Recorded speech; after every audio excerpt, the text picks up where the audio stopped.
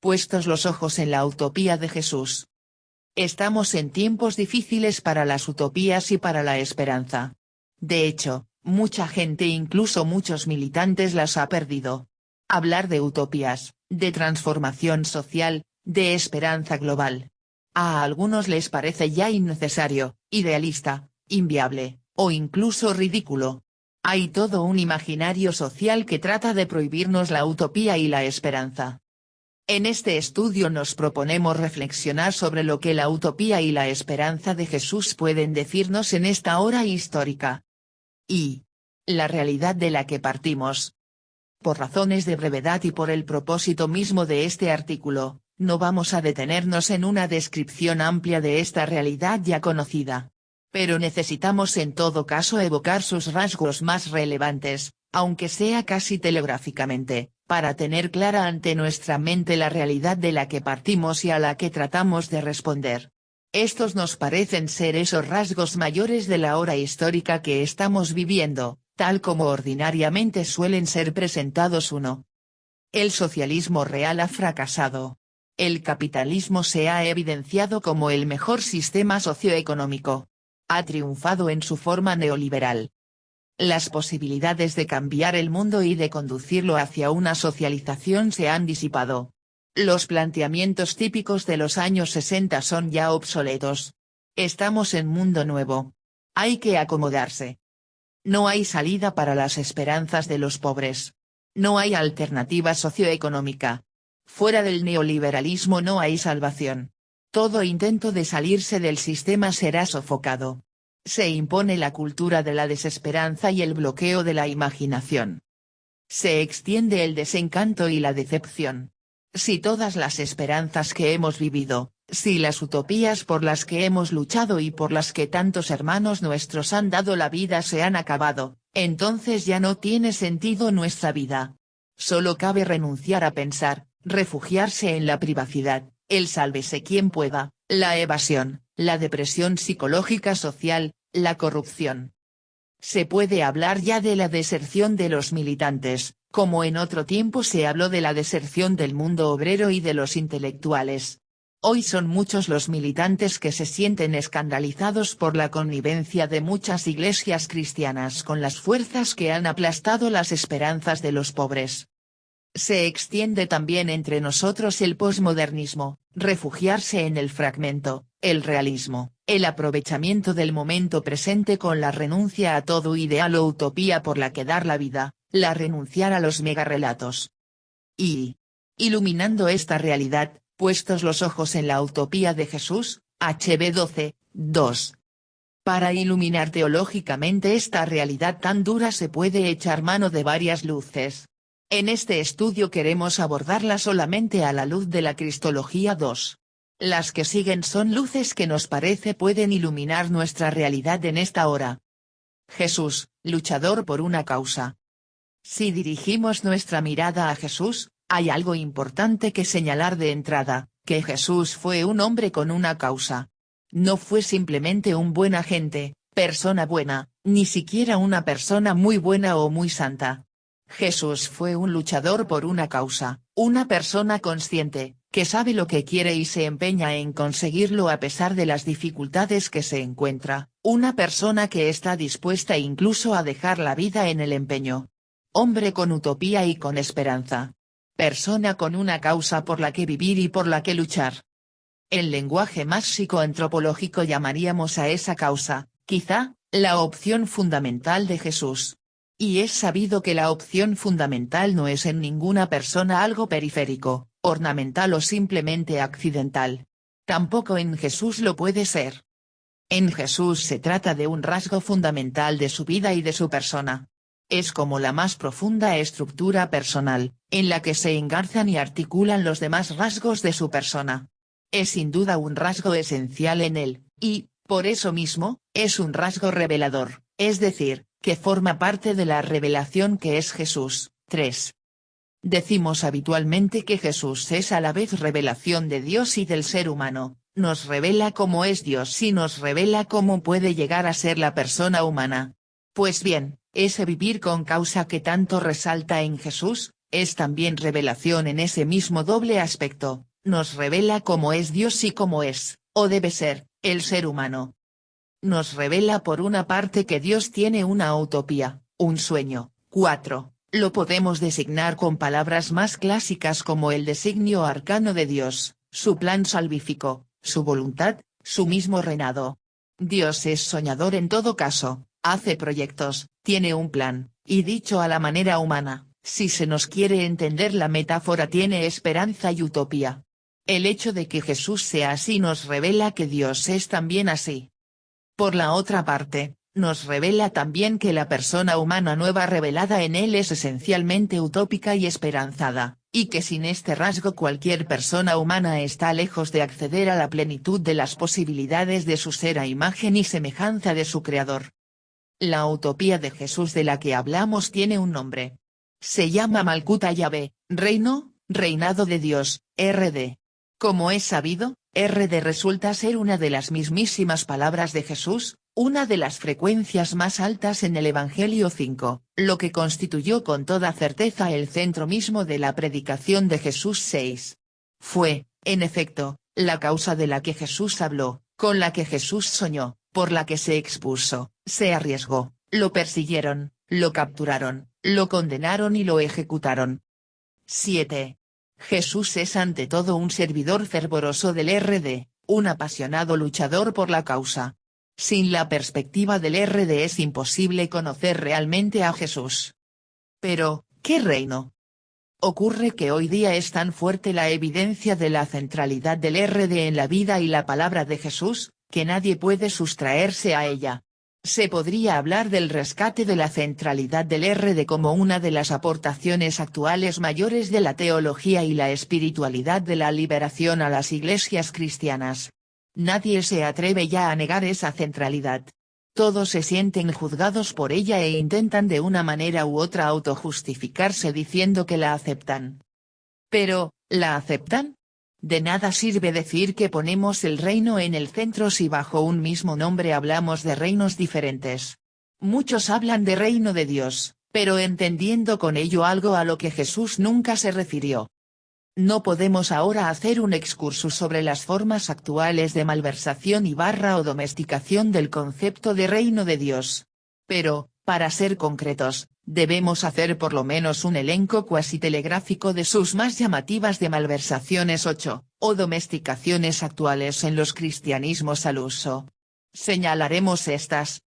Un RD reducido a la vida de la gracia, la vida interior, algo así como un segundo piso más allá de la realidad diaria y de la historia. Un RD centralizado en la Iglesia, que queda en buena parte, consciente o inconscientemente, identificada con el reino. Se trata del eclesiocentrismo, quizá la herejía más sutil y más subrepticiamente extendida. Un RD reducido a Jesús, a un Jesús sin reino. Jesús deja de ser el anunciador y luchador del reino para convertirse él mismo en el reino, pero en un reino reducido a su vez a su persona.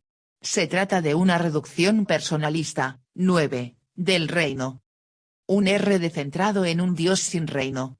Son las religiones y la religiosidad que pierden su conexión con la historia y, consecuentemente, con la perspectiva de reino que Jesús anunció. Se convierten en religión en el sentido malo de la palabra 10. Es en realidad la misma religión universal, 11 común incluso a las formas paganas, que utiliza los símbolos cristianos pero vaciada del reino realmente predicado por Jesús. Un RD entendido y vivido como un arqueologismo bíblico, grupos que entran en el mundo de la Biblia y quedan encerrados dentro de él. Les basta la Biblia, y dan de lado al periódico 12. En esa tesitura fundamentalista, aun con la Biblia en la mano, no hay posibilidad de conocer el RD tal como lo entendió Jesús. Un cristianismo que ponga en su centro, de hecho consciente o inconscientemente un reino de estos, que tampoco tienen que ver con el que anunció Jesús, es cristianismo solo nominalmente, no sustancialmente. Su sustancia no es cristiana, en la medida en que se aparta de la sustancia de la causa, la utopía, la misión por la que vivió y luchó Jesús. La lucha de Jesús por el reino no hizo de él un hombre eclesiástico, beato, religiosista, encerrado en los estrechos límites de lo convencionalmente religioso. Al contrario, el RD lo arrancó de las preocupaciones domésticas y familiares, lo sacó de Nazaret, de los planteamientos religiosos tan legalistas de su tiempo, de las limitadas perspectivas judías. El RD lo condujo a la vida, a la profecía, a la plaza, a las masas, al dolor humano, a la historia, al conflicto público, a la confrontación con el imperio y el templo. Todos los que hoy hablan de RD pero que a la vez lo domestican hasta confinarlo a los límites de lo estrechamente eclesiástico o religiosista, debieran considerarlo. En tiempos de crisis de utopías y de esperanzas como los actuales, es normal que el cristianismo sienta la tentación de refugiarse en alguno de los antedichos sucedáneos del RD, que le permitan, supuestamente, autoeximirse de la utopía y de la esperanza. Siempre esa tentación ha estado presente, pero hoy es quizá la tentación dominante. Su reino, no otro mundo, sino este mismo, pero totalmente otro. Jesús no dio en ningún momento una lección magistral sobre el RD. Nunca lo explicó sistemáticamente. Pero en el conjunto de la vida de Jesús está clara su predicación sobre el reino 13. Solo queremos resaltar ahora este rasgo: para Jesús, el RD no es sin más otro mundo, sino este mismo mundo, pero totalmente otro. Con esta formulación se subrayan claramente dos aspectos. La identidad del reino esperado en continuidad con este mundo. La salvación es homosalvación. El RD no puede ser un mundo, un cielo, enteramente distinto, otra tierra. Una radical novedad: el reino, que habrá de ser este mismo mundo, lo será pero de una forma enteramente renovada. No será otra tierra, sino una tierra otra, nueva, enteramente renovada, retornada a su prístina y trascendida novedad original. Hacia tal RD no se puede avanzar sino por el sendero de la transformación histórica. La tierra es el único camino que tenemos para ir al cielo. No podemos hacer reino sino en la historia. Salirnos o despreocuparnos de ella en nombre de un supuesto cielo transhistórico que nada tuviera que ver con la historia, solo sería un espejismo. No podemos construir un cielo nuevo sino haciendo nueva la vieja tierra. Transformando la historia configuramos el cielo futuro. Por eso podemos ser verdaderamente contemplativos en el proceso de liberación 14, incluso en sus horas bajas y noches oscuras. ¿Qué pensar pues de un cristianismo sin esperanza, sin utopía, sin lucha apasionada por la construcción del reino? Ya no sería seguimiento de aquel apasionado luchador, que mantuvo su esperanza a pesar de todas las dificultades, incluso cuando no parecía haber salida para la esperanza. Una lectura histórica del cristianismo. El cristianismo, a lo largo de la historia, diacrónicamente, y aún en la actualidad, sincrónicamente, ha revestido y reviste muchas de las diversas formas que adoptan las religiones 15. Es decir, el cristianismo es objeto de muchas interpretaciones, de las más variadas lecturas, a saber. Una lectura doctrinal, en la que lo más importante era creer con la fe de la Iglesia, la ortodoxia, la fe como adhesión a la verdad revelada, la adhesión a la revelación como conocimiento otorgado gratuitamente por Dios. Una lectura moral: lo esencial cristiano sería la prueba a que Dios nos somete en esta vida para que, cumpliendo en ella sus mandamientos, recibamos tras la muerte el premio de la salvación o el castigo de la condenación. Una lectura jurídico-institucional: ser cristiano consistiría esencialmente en ser miembro del cuerpo de la Iglesia, al que ingresa uno por el bautismo y en el que se permanece según unas reglas canónicas establecidas. Una lectura mistérico-metafísica: el ser cristiano se juega principalmente en una dimensión invisible e impalpable, en el mundo interior de las almas, en el plano de la gracia, por los actos sacramentales, más allá del mundo real de cada día. Y, para no alargar el elenco, una lectura histórica: Dios mismo ha sembrado en los corazones de todos los humanos la intuición de una nueva tierra, y nos ha revelado explícitamente ese su proyecto en Jesús, con el nombre de Reino de Dios. Lo que Dios nos pide es en síntesis transformar la historia en la línea de la construcción de esa utopía de Dios. Dos cosas hay que decir frente a este elenco parcial de lecturas del cristianismo. Primero, que ninguna de ellas es la única verdadera, ni tampoco ninguna de ellas carece de todo aspecto de verdad. Más bien todas reflejan un aspecto de la verdad. Es decir, el cristianismo no es una doctrina, pero tiene aspectos doctrinales, no es fundamentalmente una moral, pero tiene vertientes morales, no es simplemente una institución, pero no puede realizarse en la historia sin un mínimo de institucionalización. Segundo, la lectura histórica no es una interpretación más, entre otras, sino la más cercana a la que Jesús mismo vivió y anunció. Y, en ese sentido, es la lectura que menos tiene de interpretación o de lectura.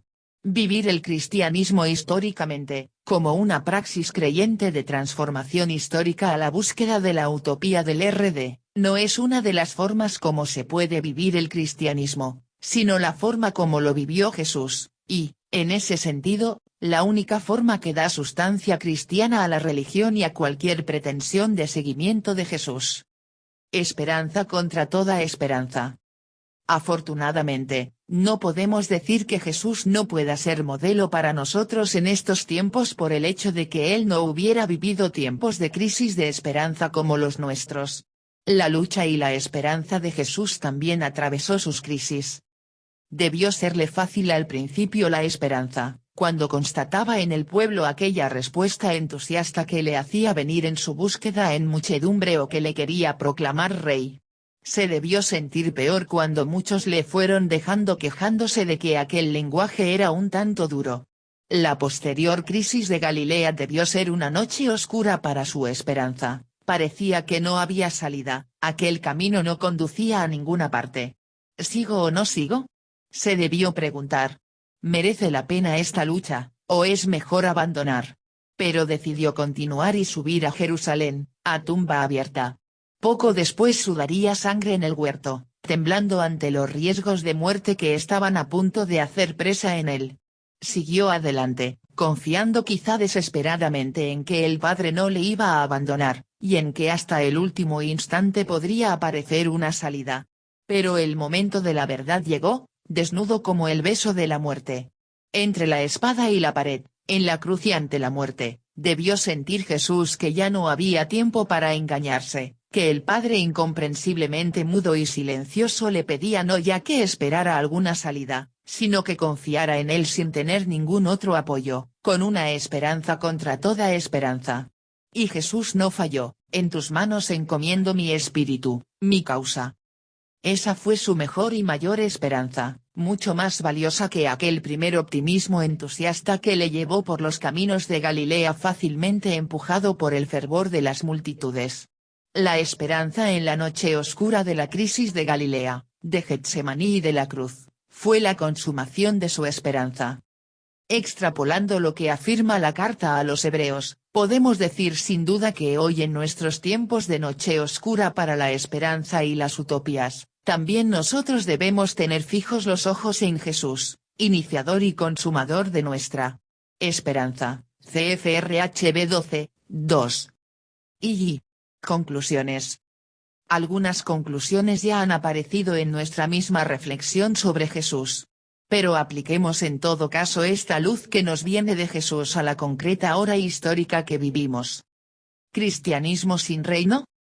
La mayor parte de los cristianos apenas escuchamos nada del RD en nuestra formación básica inicial tanto en el catecismo parroquial como en la escuela dominical o en los colegios de inspiración cristiana.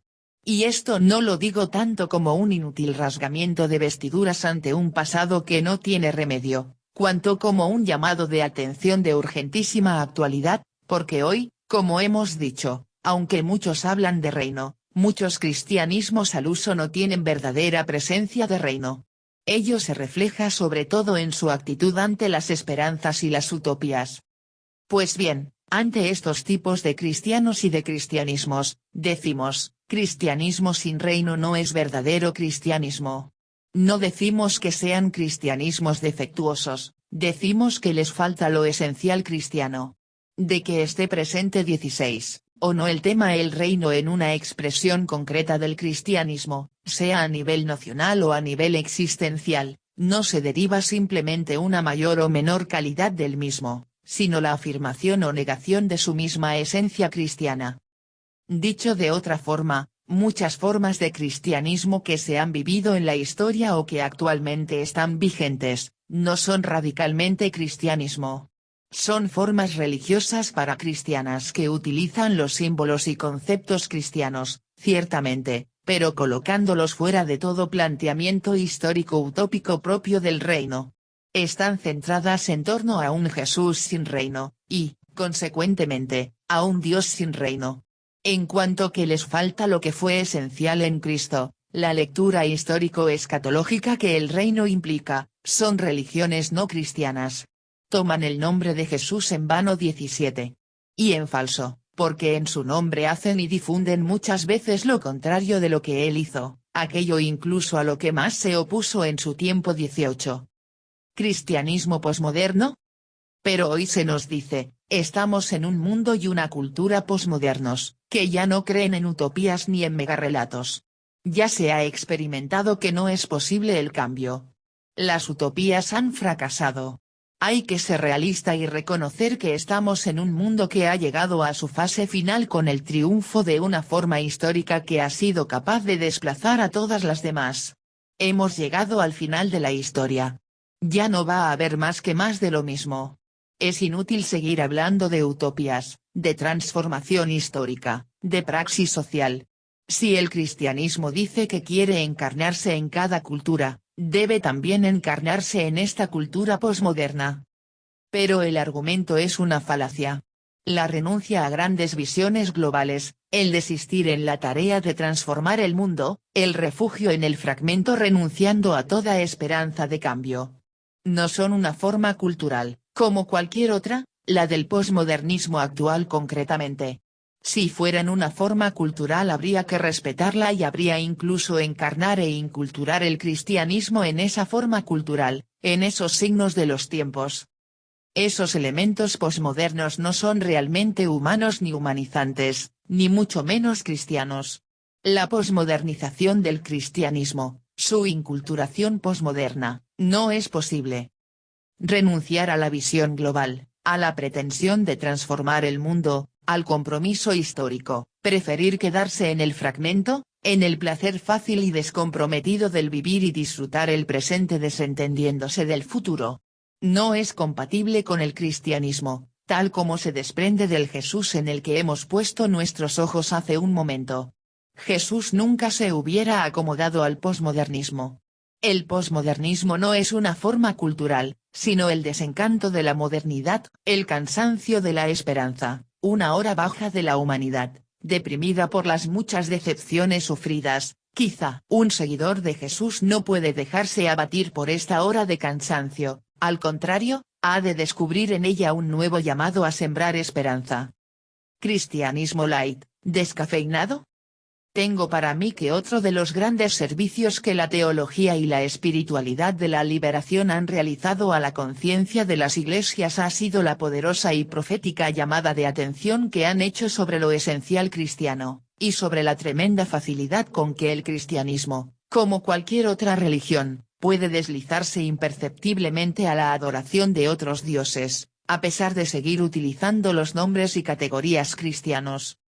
La misma Biblia testimonia hasta la saciedad casos en los que los profetas han gritado al pueblo de Dios y a sus dirigentes que el culto que tan fervorosamente realizaban no daba verdaderamente con el Dios al que invocaban, sino con otros dioses, con los ídolos de la muerte que están siempre en pugna con el Dios de la vida. Citar el Antiguo y el Nuevo Testamento se haría interminable. Hoy son la teología y la espiritualidad de la liberación quienes han asumido mayoritariamente esa denuncia profética, y han tenido que cargar sobre sí el mismo conflicto que los profetas bíblicos y los profetas de siempre afrontaron tanto frente a los poderes civiles como frente a los detentadores del poder institucional de la respectiva religión establecida. Bueno, el escándalo está ahí, a la vista de todos, pero tan profundamente introyectado en el inconsciente occidental que muchos no lo captan.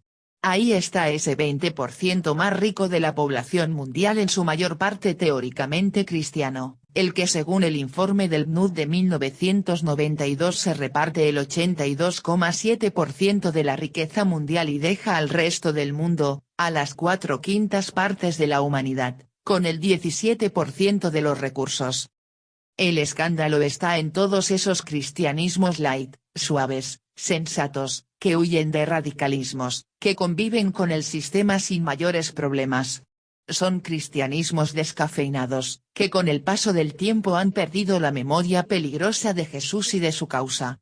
Han olvidado ya que originalmente eran seguimiento de un profeta radical que murió como ajusticiado político porque su predicación y su esperanza subvertían el sistema del templo y del imperio. No importa que a veces nos puedan decir que en la teología y la espiritualidad de la liberación somos un tanto insistentes, y hasta monotemáticos quizá, al hablar del reino y sus exigencias. Aunque fuéramos obsesivos, no estaríamos haciendo otra cosa que dejándonos llevar de la que fue la manía de Jesús, su obsesión insistente. Lo que importa es centrarnos y concentrarnos en la pasión del reino, porque ese filón es el esencial, el unum necessarium, frente al que todo lo demás se nos dará por añadidura. Esperanza a toda prueba. En esta hora de desesperanza, cuando muchos han abandonado la lucha y creen que ya no hay lugar más que para la sobrevivencia o el arrégleselas cada uno como pueda, suena renovada para los cristianos la hora de la esperanza. Muchas esperanzas han muerto porque no eran verdaderas esperanzas de calidad. Lo parecían, pero no lo eran. Muchos apostaron por la esperanza porque ya veían su triunfo inminente. 19. Otros esperaban el triunfo de los pobres porque era una verdad científica que su triunfo llegaría inexorablemente por las leyes dialécticas de la historia. En el fondo, no había que hacer mucho esfuerzo para tales esperanzas. No eran esperanza contra toda esperanza, sino esperanza basada en supuestas evidencias. Ahora que el triunfo inminente que ya llegaba desapareció sin saber cómo, y que las certezas científicas se han derrumbado estrepitosamente, los que tenían esas esperanzas ya no son capaces de levantar sus ojos hacia adelante. No encuentran base en la que apoyar su esperanza.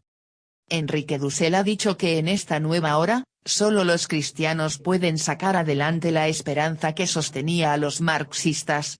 Pero se refiere a la esperanza de calidad, fundamentada en la opción por los pobres y en la fe. En la opción por los pobres, en la verdadera opción por los pobres. No la de aquellos que optaron por los pobres porque parecían los triunfadores del mañana, sino porque eran los perdedores de hoy. Hoy día lo son más aún, y por eso los que optaron maduramente por los pobres encuentran más motivos aún para optar por ellos. En la fe, porque ahora ya no hay certezas científicas en que apoyarse. Al contrario, parece evidente que no hay salida. Por eso la esperanza hoy no puede ya autoengañarse, ha de ser esperanza contra toda esperanza, contra toda evidencia. No nos apoyamos en ninguna certeza humana, sino en la pura fe. Estamos pues llamados a una esperanza purificada, más desde la fe, más por los pobres, más como Jesús en el momento cumbre de su vida. La esperanza verdadera vale tanto más cuanto más gratuita es, cuantas menos evidencias tiene, cuanto más encuentra sus razones en el coraje de seguir apostando por la causa de Jesús. Esta esperanza, hecha de fe y de amor, puede ser el hilo conductor de la espiritualidad necesaria en esta noche oscura de utopías y de esperanzas. Y el gran papel de los cristianos puede ser, en esta hora histórica, el testimonio de la inconformidad, la tenacidad de la esperanza, la inclaudicable esperanza de Jesús. Una esperanza macroecuménica. Una mirada amplia puede ser el mejor antídoto contra la asfixia que nos puede sobrevenir si nos encerramos en miradas alicortas. La esperanza, la causa, la lucha. Exceden el ámbito de cualquier iglesia. Dios y su reino son más grandes que nuestras timoratas perspectivas.